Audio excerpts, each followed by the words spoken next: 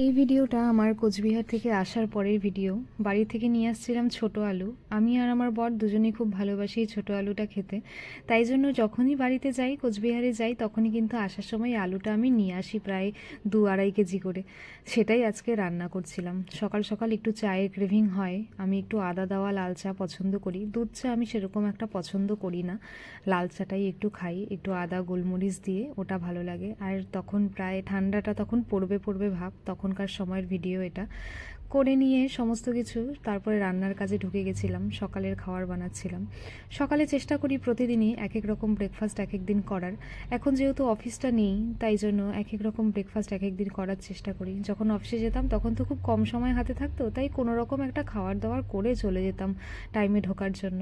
এখন যেহেতু বাড়িতে আছি, তাই জন্য হাতে একটু সময় পাই আর নানান রকম ব্রেকফাস্ট এক এক দিন এক এক রকম করার চেষ্টা করি। ব্লিঙ্কিট বা জেপ্টো কিছু একটা হবে, আমার ঠিক মনে নেই। কয়েকটা জিনিস অর্ডার দেওয়া হয়েছিল। আমি মোটামুটি অনেক শাকসবজি ফল ওখান থেকে অর্ডার দিই, সেগুলোই গুছিয়ে রাখছিলাম। মিশো থেকে নিয়েছিলাম একটা কুশন কভার, ওটাই লাগাচ্ছিলাম। আজকের ভিডিওটা এইটুকুই।